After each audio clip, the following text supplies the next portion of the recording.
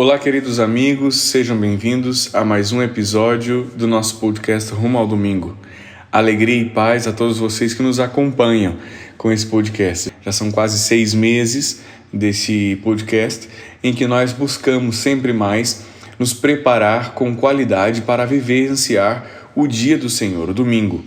E no próximo domingo nós celebramos o 10º domingo do tempo comum e continuamos vendo quais são as consequências ou quais são os detalhes da vida de alguém que quer seguir o Senhor. O que a tradição chamava de sequela Christi, que é esse seguimento ao Senhor que nos traz tanto gozo, tanta alegria, mas também vem as adversidades. Por isso, o próximo domingo é marcado por essas decisões que nós fazemos em relação a Cristo, em seguir a Cristo, mas também dos medos que nós passamos ao longo dessa caminhada e tudo aquilo que nos pode causar o medo. Por isso, na primeira leitura, nós vamos ver essa passagem de Jeremias, no capítulo 20, que tanto sofreu por causa do anúncio da palavra de Deus, por causa de proferir, de profetizar contra o povo sobre as suas iniquidades e em consequência da sua vida perversa. E então nós percebemos que o povo, ao escutar as profecias que não eram tão boas como eles esperavam, ao invés de mudarem de vida, de se converterem, antes tentaram matar a Jeremias ou então macular a fonte de onde saíam essas profecias para que elas caíssem no descrédito. Então, tentaram ferir a Jeremias, tentaram matar a Jeremias, açoitaram a Jeremias, ao invés de mudar a sua própria vida. Porque é sempre mais fácil mudar o mundo do que mudar a si mesmo. O que é mais complicado de se transformar é a nossa própria vida, o nosso próprio coração, a nossa forma de pensar, as nossas atitudes. Nós somos o campo de trabalho mais árido que se pode ter na vida.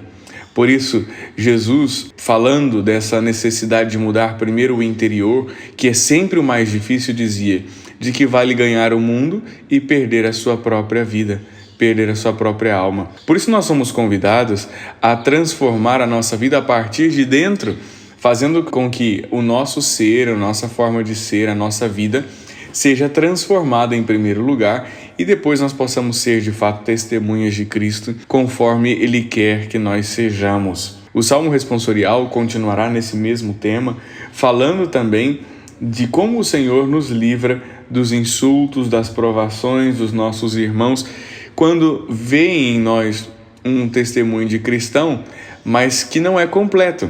Não é completo porque ainda estamos em processo de conversão e quantas coisas ainda dentro de nós precisa ser mudado, ser transformado, mas que bom que já começou essa transformação. Isso é sinal de que nós já estamos em um processo. Por isso, é preciso ser humilde e ter sempre um coração aberto para que Deus continue agindo em nós, continue trabalhando em nós. Por isso, meus irmãos, nós escutamos na oração coleta do próximo domingo a seguinte oração: Senhor nosso Deus, dai-nos por toda a vida a graça de vos amar e temer, pois nunca cessais de conduzir os que firmais no vosso amor. E nós somos firmados no amor do Senhor à medida em que nós deixamos que Ele nos encontre e nós façamos a experiência íntima com Ele.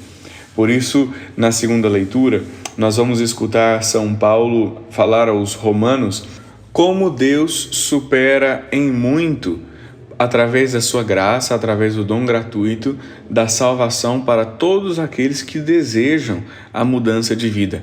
Nós, marcados pelo pecado, a partir de Adão, somos mortos com Cristo a partir do batismo para ressuscitar com Ele e assim viver essa graça do dom gratuito de sermos de Deus, sermos transformados por Deus. E então é necessário que nós sejamos testemunhas deste Deus, sermos profetas de fato, como Jeremias, na primeira leitura.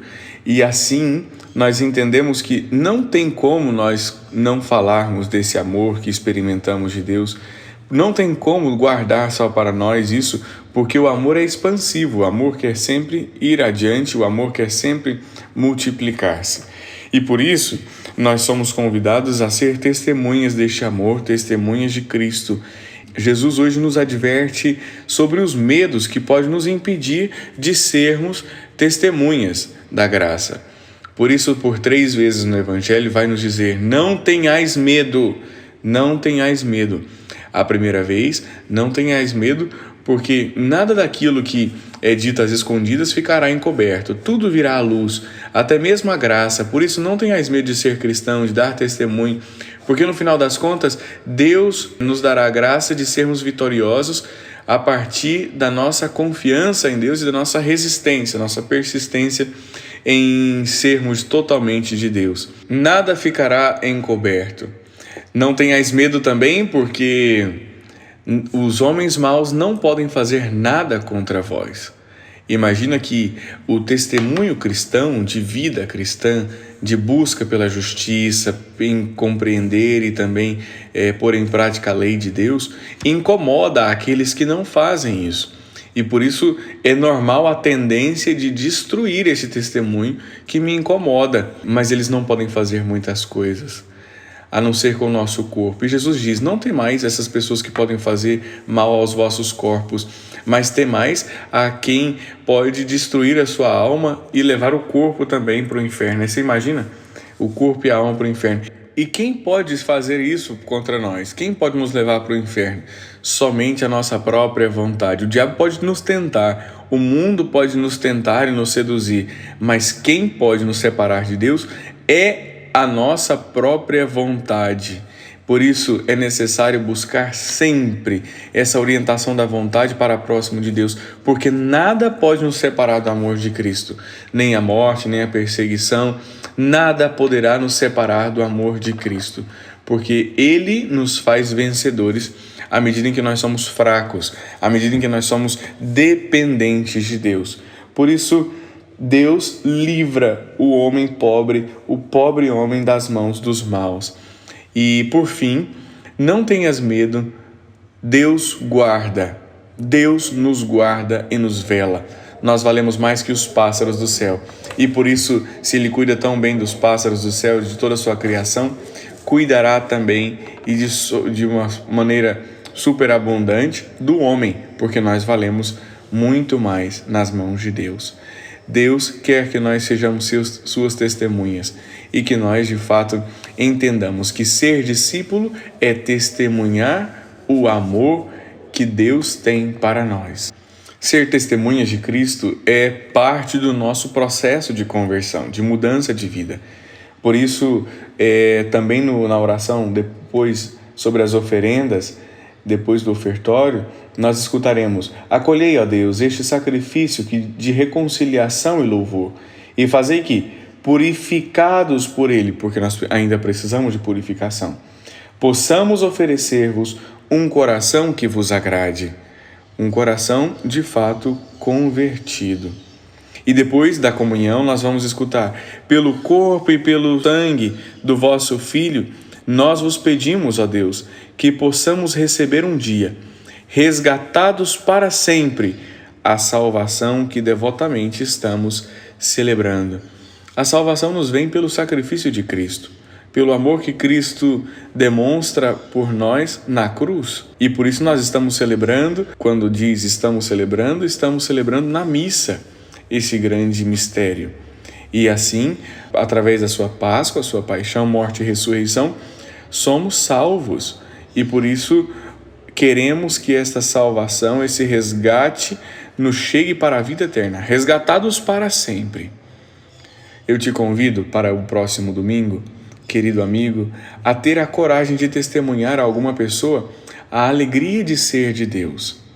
No mundo que nós vivemos, cada vez mais, as pessoas pensam mal da igreja, pensam mal da fé, pensam mal de Deus, como se Deus fosse a limitação da sua liberdade. Eu posso fazer tudo, mas se eu entro para a igreja não posso isso, não posso aquilo, e eu me torno uma pessoa limitada na liberdade e triste. E isso não é verdade. Nós, como bons cristãos, precisamos dar testemunhos disso. Por isso, seja uma testemunha da liberdade, da felicidade que nós recebemos ao sermos incorporados na família de Deus, ao sermos filhos de Deus. E assim, cada vez mais nós seremos discípulos missionários de nosso Senhor Jesus Cristo. Glória ao Pai, ao Filho e ao Espírito Santo, como era no princípio, agora e sempre. Amém.